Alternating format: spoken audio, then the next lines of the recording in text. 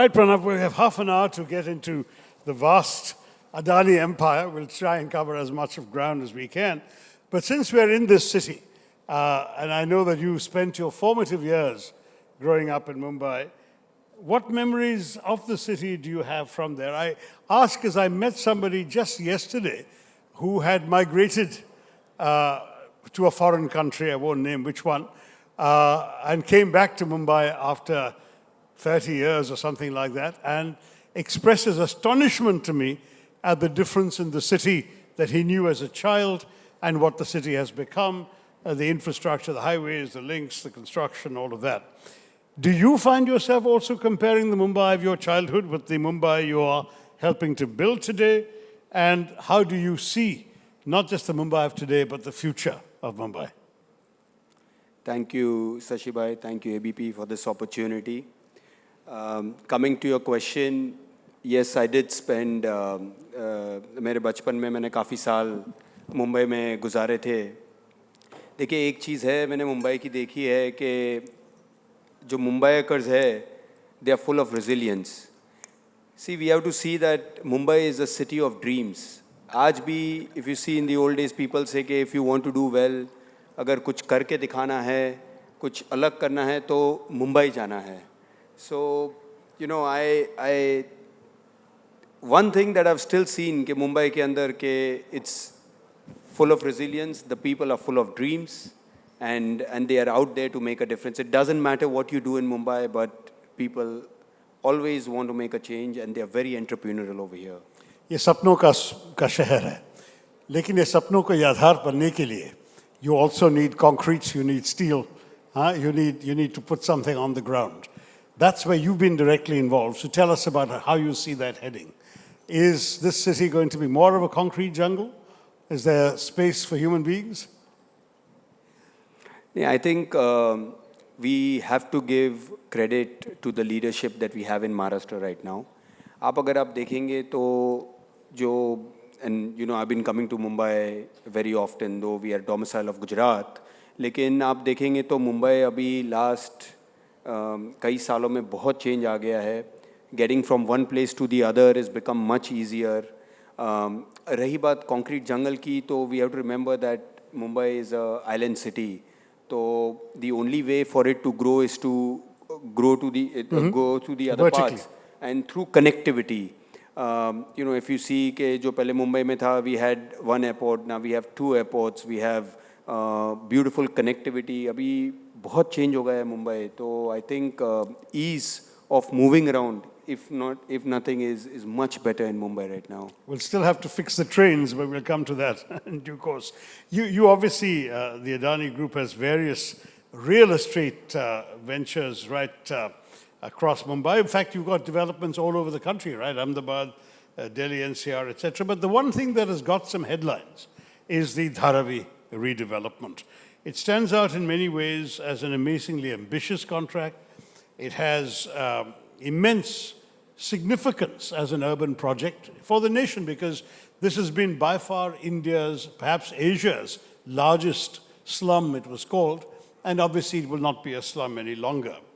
Can you tell us what is the group doing to ensure that this project actually reflects the aspirations of those who live there and of the broader city of Mumbaikars? How are you incorporating the vision that you have with the lived realities of Dharavi's residents? Are you putting them into the planning process? Are you consulting the people living there now? What concrete steps will you take to transform it into the kind of world-class residential hub that Adani Group has been talking about? There was a lot of questions, but I'll try to place it in order.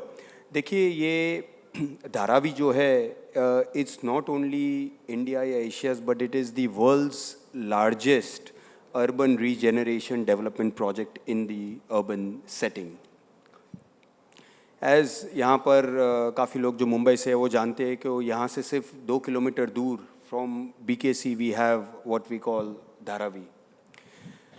Dharavi के अंदर आज की तारीख में almost 1 million people या 10 लाख लोग रहते हैं, काम करते हैं. They have commercial establishments.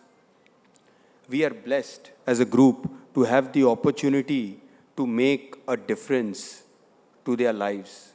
हमारे लिए ये प्रोजेक्ट एक रियल एस्टेट प्रोजेक्ट है ही नहीं. पहली चीज़ तो it is a really an infrastructure project that is going to last in excess of at least 15 to 18 years. The slum, You mean 15 to 18 years to construct it? No, the construction for the slum dwellers, the redevelopment, what we call, वो हम कर लेंगे 7 साल में. 7 साल. But then the other sale buildings and the whole city that we are planning to build, and mind you, this is a city by itself because we are going to build retail over there, commercial over there, housing over there, hotels over there, shopping, movie theaters, retail, everything over there. Sorry? Movie theaters. Movie theaters also Bollywood over there, after. Bollywood of course. So the whole वहाँ की जो पूरी look and feel is going to change, and for the people. देखिए आपने जो बोला वो बहुत सही बात है कि how this is a really inclusive project. The most important thing for us are the people living in Dharavi. See, we as a group believe कि ये जो भी हम कर रहे हैं, we are doing it for the people. And believe me, Sashi ji, that if the people of Dharavi are with you, nobody can stop you from doing the redevelopment. मैंने personally जब वहाँ लोगों से, when we took over the project about a year ago, when I would talk to the people there, सब यही कहते थे कि over 3 generations we have lived a life like this. And mind you, it is not fair as Indians कि हम ये accept भी करें कि when we are living in such luxury, we see people how they are living there. So really for us, it's a project with purpose for the group. And the purpose is to give a better lives to our fellow Indians, 1. 2, to give a life of dignity. And when I mean dignity, I don't mean it in any other manner. What I mean is give them opportunities. They are so hungry for opportunities. And they're full of, how to say, they really want to work hard.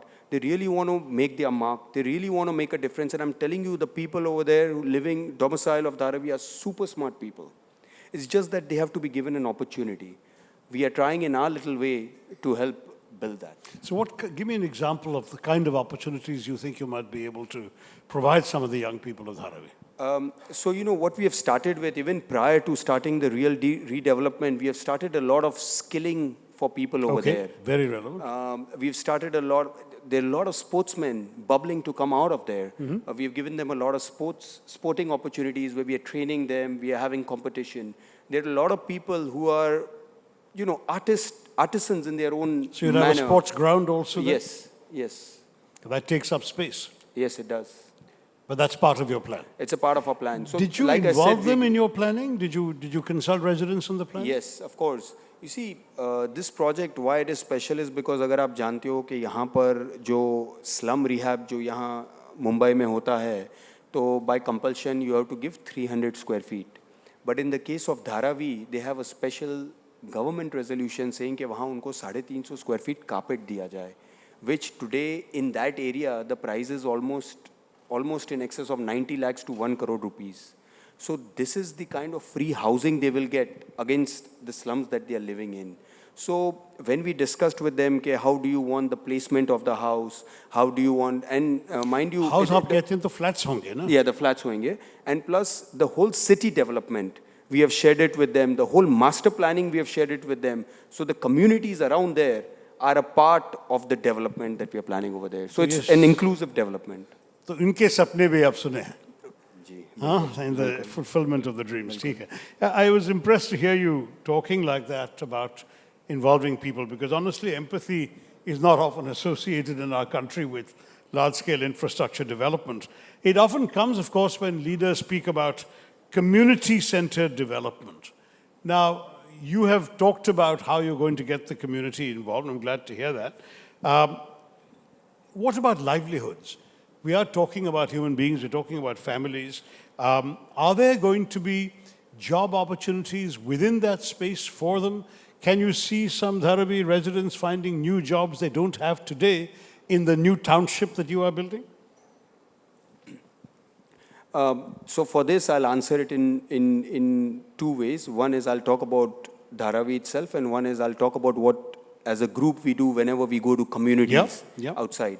So, जैसे हमने बताया कि धारावी के अंदर we are not only planning to do the other infrastructure, but look at education over there.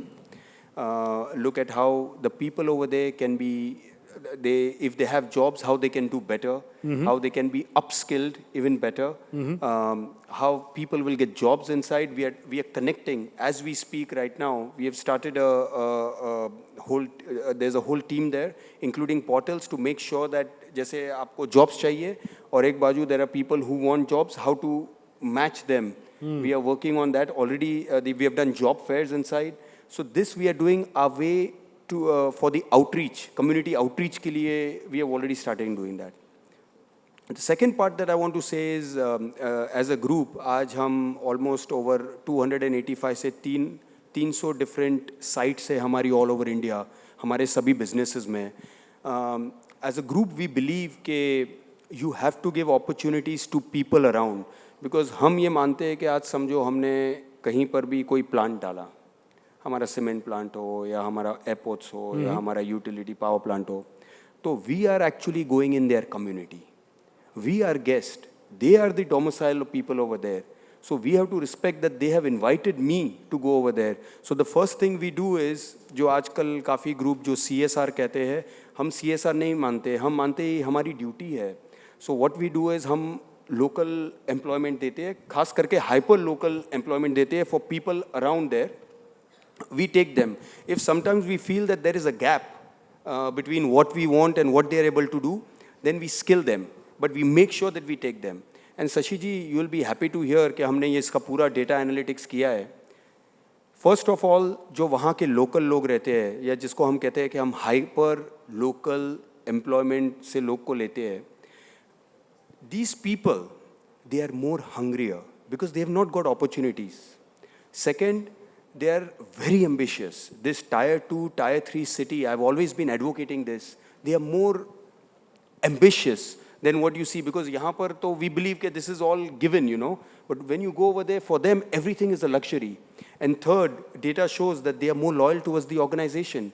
Those people who you employ locally, they will stick with you for a longer period of time when they are skilled, and they are more loyal. That's actually the kind of attitude I'd like to see. I must say that I've actually seen some of this at work, not in your area, Pranav, but your group has established a pretty significant presence in my state of Kerala. And in my own constituency, we have the Vizhinjam International Seaport Project, which began operations in December 24, but they were constructing it for almost a decade before that. And it's a PPP model. And what's interesting is that PPP is widespread now in the country. We are getting private-public partnerships. State provides the land, the private sector provides the capital, the construction, whatever. And I'm very, very curious because when Pranav said what he said about the people of the community being involved, I remember going to Vizhinjam, which is essentially a port that's come up amid a fishing community. And there I saw a young girl who was the daughter of a fisherman, sitting in an air-conditioned room in front of a computer console, operating a joystick in a very sort of complicated, lots of buttons and dashes and dots and so on. She's operating a joystick, moving the largest crane in the world. And there I was seeing a crane which even 10 years ago, you would have needed a hefty guy to move some very heavy levers and so on to move that crane, sitting on top of a huge height. And here you've got this young girl from humble background, trained and skilled to do all this with a computer joystick. I must say, to me, this was the kind of extraordinarily moving potential that, for me, development is not just figures, it's lives, it's human beings and how they change. And that's what I'd like to hear more and more in you, Pranav, and I'm glad to say that you said that. Yeah. What is your, before we go back to empathy again, let's talk briefly about Vizhinjam, because it is in my constituency, I have an interest. What is your long-term vision for that port and for, you've probably been many times to Mundra port. How does it compare? How do you see the scale and success of port development in our country? We have long coastlines. Earlier today in a discussion on China, we were talking about the fact that our coastline is actually longer than China's. And yet China is a big Indian Ocean power and we haven't been that. What can we do now to develop our ports? Now that you're talking about Vizhinjam, I'll tell you that Kerala, over the last, I would say, 20-25 years, have hardly seen any large investments coming in. So first I must congratulate you all for attracting investments of a size of Vizhinjam Port. Second, Vizhinjam Port जो है वो इतना strategically located है कि it is basically a feeder port all the way, if you see on Singapore and Straits of Malacca on this side, yeah, if you see Fujairah or, you know, all the Middle East ports, exactly on this side. And Colombo to the south. And Colombo to the south. So all these ports were actually, all these ports were actually attracting cargo meant for India and for the Indian ports. तो आज अगर हमने एक हिंदुस्तान में एक strategic port बनाया, that itself is very strategic to the country, point number one. Second, जो आपने बोला, thank you for your kind words, that वहाँ पर you're just endorsing what we are doing as a group के हम local लोग को ज़्यादा प्रोत्साहन करते हैं for the jobs. And you will be pleasantly happy to know that most of the people, most of the staff who's working at the port are female staff over there, all from the local community and all from backgrounds like you said, you know, from the fishermen community. So in those days, they didn't have an opportunity to go and do anything else, but we made sure that we indulged them over there in the port, and today they are doing, and sorry. You train them, you skill them. And we train them, we skill them, and today they are doing super jobs, you know, and most of the people that you've seen inside when you went to the port are all female staff members we have there. So what I want personally to advocate is that you guys do more skilling generally, because you talk about the young being given opportunities, but are the young ready to seize these opportunities? Do they have what it takes to be prepared to work in the world of the 21st century? And for that, you'll have to invest, it seems to me, in skilling extensively in all your projects. That's right, that's right. So let me turn to another area, which is energy, that you guys are getting involved in. I've heard about some of your projects in the energy field. Are we now ready for a green energy transition in India? And what would your group be doing to bring that about? Energy transition, Abhi, it is something that we have no option but to move towards that. Yeah. Of course, the base load today also comes in from thermal power plants that we have in India, which is also required. The way that India is now demanding energy. देखिए आज अगर हमको 2047 में विकसित भारत बनना है, अगर हमको $40 trillion की economy like the leadership, like our honorable PM says, अगर हमें बनना है, then the first thing we have to do is support our SMEs and MSMEs, plus all the industrial and manufacturing growth that the country is going to see. Because now India is becoming a demanding country. India is now seeing what we have seen globally we want in India. For that, there will be a very high requirement of energy. Energy will come in either from thermal sources, but now we are also moving and energy transiting to greener what kind of green energy? And those are, of course, in the renewable sense, more solar, wind. In fact, our group is proud to say that we are building one of the world's largest generation of green capacity in the border near India and Pakistan, where we are building 30 gigawatts or 30,000 megawatts in one single location. So I think India is kind of ready for real energy transition, and it's happening in a massive way. Do you see us becoming a majority green energy producer? And if so, by when? With the right mix, yes.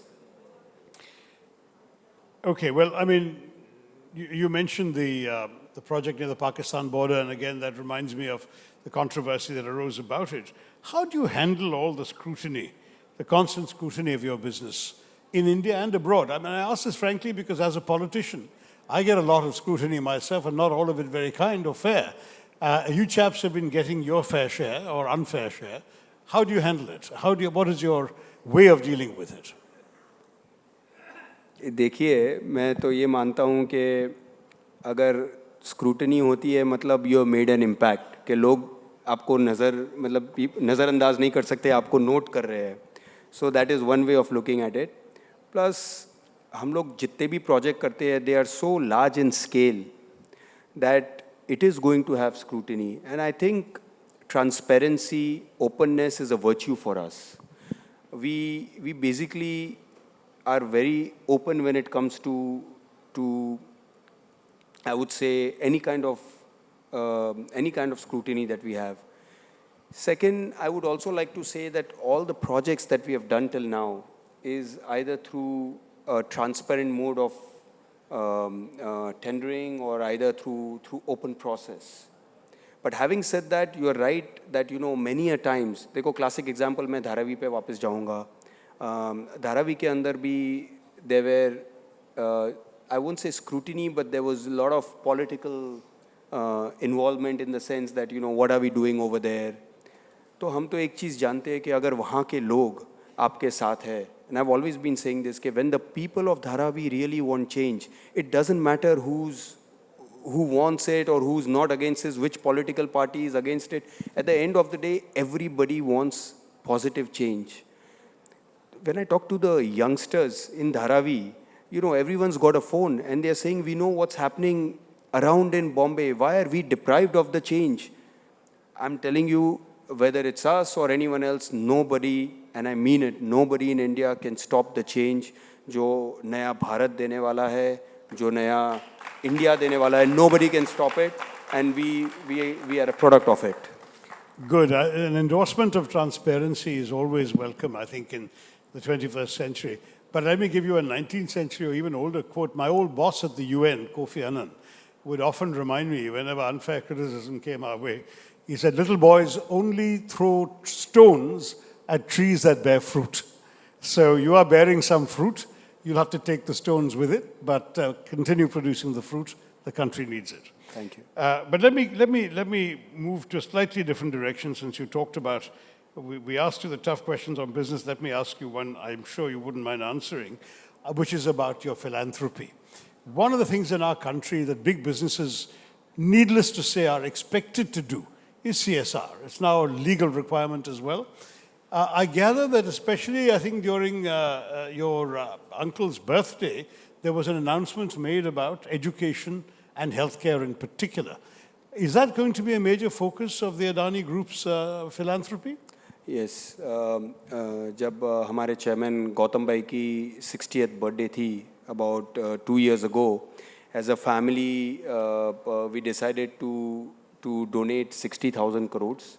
And this money that we decided was in 3 verticals. One was education, one was skill development, and third was healthcare. Because we feel that these are 3 fundamental pillars that India requires to eventually get to the next level. And you all do this is entirely as part of CSR? It's entirely a part of CSR.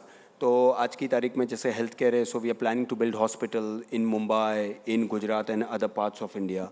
Skilling. Mumbai में तो बड़े अस्पताल है.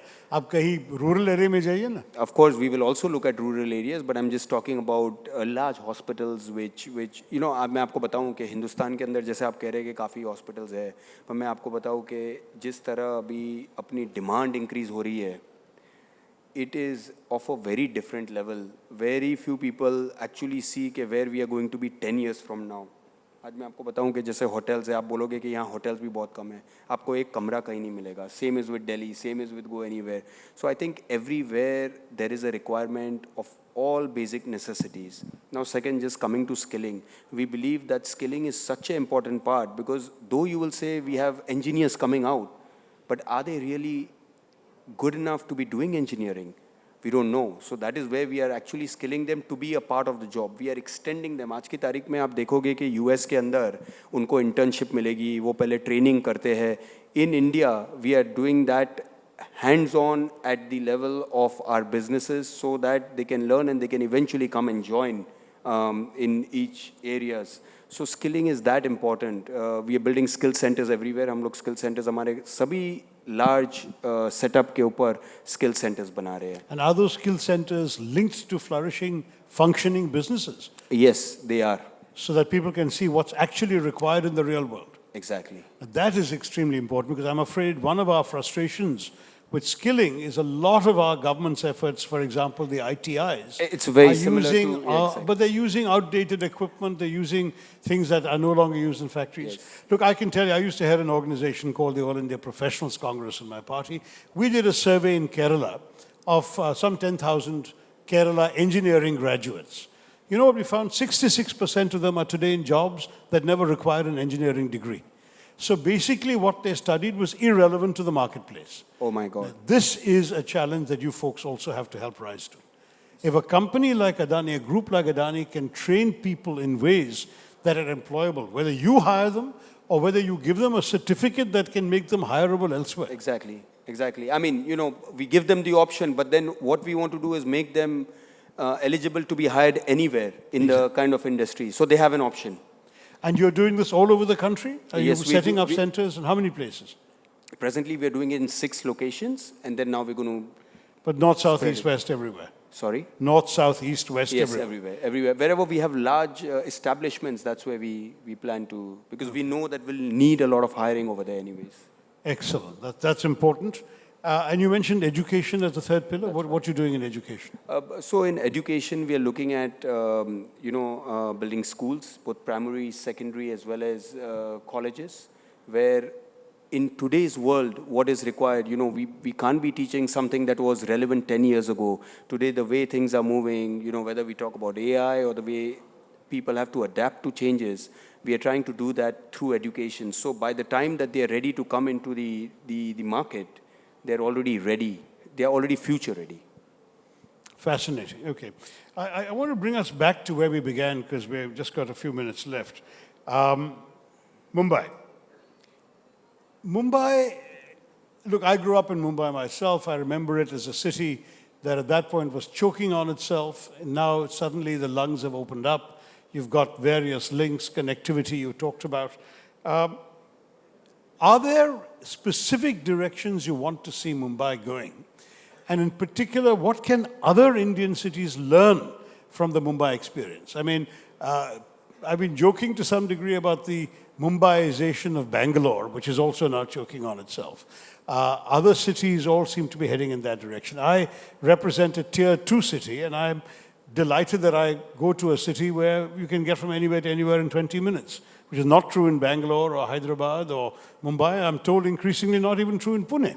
So how do we manage to improve the quality of life for our urban residents, particularly as more and more cities grow in the decades to come?